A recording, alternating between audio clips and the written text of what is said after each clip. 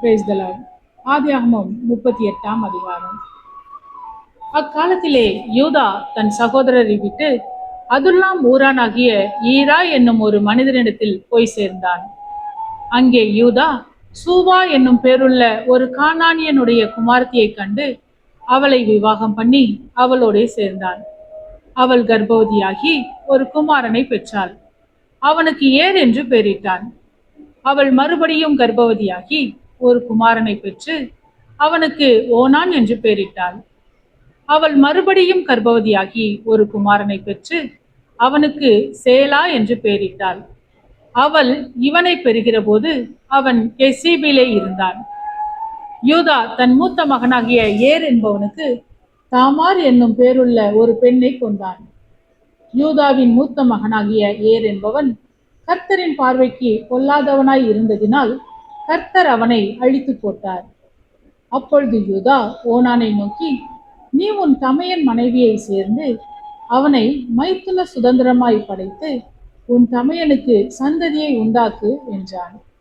அந்த சந்ததி தன் சந்ததியாய் இராதென்று ஓனான் அறிந்தபடியினாலே அவன் தன் தமையனுடைய மனைவியை சேரும்போது தன் தமையனுக்கு சந்ததி உண்டாகாதபடிக்கு தன் வித்தை தரையிலே விழவிட்டு கிடத்தான். அவன் செய்தது கர்த்தரின் பார்வைக்கு பொல்லாததாய் இருந்ததினால் அவனையும் அவர் அழித்து போட்டார்.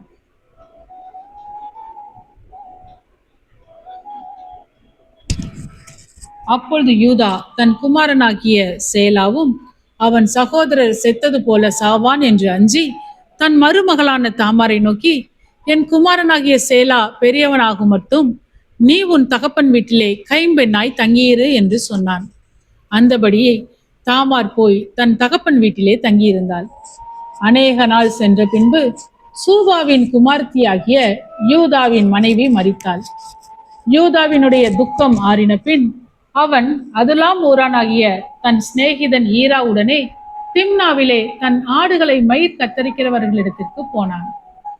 அப்பொழுது உன் மாமனார் தம்முடைய ஆடுகளை மயிர் கத்தரிக்க திம்னாவுக்கு போகிறார் என்று தாமாருக்கு அறிவிக்கப்பட்டது. சேலா பெரியவனாகியும் தான் அவனுக்கு மனைவியாக கொடுக்கப்படவில்லை என்று அவள் கண்டபடியால் தன் கைம்பெண்மைக்குரிய வஸ்திரங்களை களைந்து போட்டு முக்காடிட்டு தன்னை மூடிக்கொண்டு திம்னாவுக்கு போகிற வழியில் இருக்கிற நீரூற்றுகளுக்கு முன்பாக உட்கார்ந்தாள். யூதா அவளை கண்டு அவள் தன் முகத்தை மூடியிருந்தபடியால் அவள் ஒரு வேசி என்று நினைத்து அந்த வழியாய் அவளிடத்தில் போய் அவள் தன் மருமகள் என்று அறியாமல், நான் உன்னிடத்தில் சேரும்படி வருவாயா என்றான். அதற்கு அவள், நீர் என்னிடத்தில் சேரும்படி எனக்கு என்ன தருவீர் என்றாள்.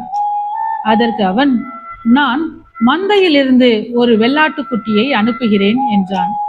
அதற்கு அவள், நீர் அதை அனுப்பும் அளவும் ஒரு அடைமானம் கொடுப்பீரோ என்றாள்.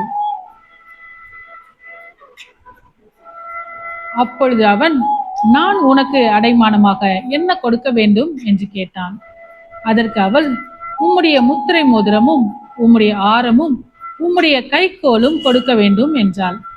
அவன் அவைகளை அவளுக்கு கொடுத்து அவளிடத்தில் சேர்ந்தான்.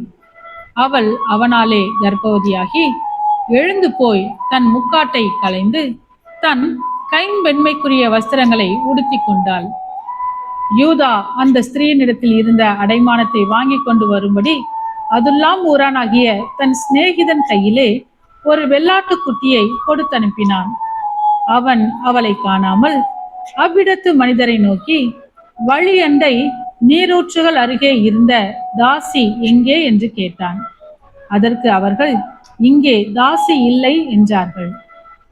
அவன் யூதாவினிடத்தில் திரும்பி வந்து, அவளை காணோம், அங்கே தாசி இல்லை என்று அவ்விடத்து மனிதரும் சொல்லுகிறார்கள் என்றான். அப்பொழுது யூதா, இதோ இந்த ஆட்டுக்குட்டியை அனுப்பினேன், நீ அவளை காணவில்லை, நமக்கு அவகீர்த்தி வராதபடிக்கு அவள் அதை கொண்டு போனால் போகட்டும் என்றான். ஏறக்குறைய 3 மாதம் சென்ற பின்பு உன் மருமகளாகிய தாமார் வேசித்தனம் பண்ணினாள், அந்த வேசித்தனத்தினால் கர்ப்பவதியும் ஆனாள் என்று யூதாவுக்கு அறிவிக்கப்பட்டது. அப்பொழுது யூதா, அவளை வெளியே கொண்டு வாருங்கள், அவள் சுட்டெரிக்கப்பட வேண்டும் என்றான். அவள் வெளியே கொண்டு வரப்பட்ட போது அவள் தன் மாமனிடத்துக்கு அந்த அடைமானத்தை அனுப்பி, இந்த பொருட்களை உடையவன் எவனோ அவனாலே நான் கர்ப்பவதியானேன். இந்த முத்திரை மோதிரமும் இந்த ஆரமும் இந்த கோலும் யாருடையவைகள் பாரும் என்று சொல்லி அனுப்பினாள். யூதா அவைகளை பார்த்தறிந்து, என்னிலும் அவள் நீதியுள்ளவள், அவளை என் குமாரனாகிய சேலாவுக்கு கொடாமற் போனேனே என்றான். அப்புறம் அவன் அவளை சேரவில்லை. அவளுக்கு பிரசவ காலம் வந்தபோது அவள் கர்ப்பத்தில் 2 பிள்ளைகள் இருந்தன. அவள் பெறுகிற போது ஒரு பிள்ளை கையை நீட்டினது. அப்பொழுது மருத்துவச்சி அதன் கையை பிடித்து அதில் சிவப்பு நூலை கட்டி, இது முதலாவது வெளிப்பட்டது என்றாள். அது தன் கையை திரும்ப உள்ளே வாங்கி கொண்ட போது அதன் சகோதரன் வெளிப்பட்டான். அப்பொழுது அவள், நீ மீறி வந்ததென்ன? இந்த மீறுதல் உன்மேல் நிற்கும் என்றாள். அதனாலே அவனுக்கு பாரேஸ் என்று பெயரிடப்பட்டது. பிற்பாடு கையில் சிவப்பு நூலும் கட்டியிருந்த அவனுடைய தம்பி வெளிப்பட்டான். அவனுக்கு சேரா என்று பெயரிடப்பட்டது. ஆமென். கர்த்தாவே, உம்முடைய வசனம் என் கால்களுக்கு தீபமும் என் பாதைக்கு வெளிச்சமுமாய் இருக்கிறது. இருளான என் வாழ்க்கையிலே வெளிச்சமாய் நீர் தந்த வசனத்தை தினமும் படித்து வாழ்வில் இடராமல் நடப்பேன்.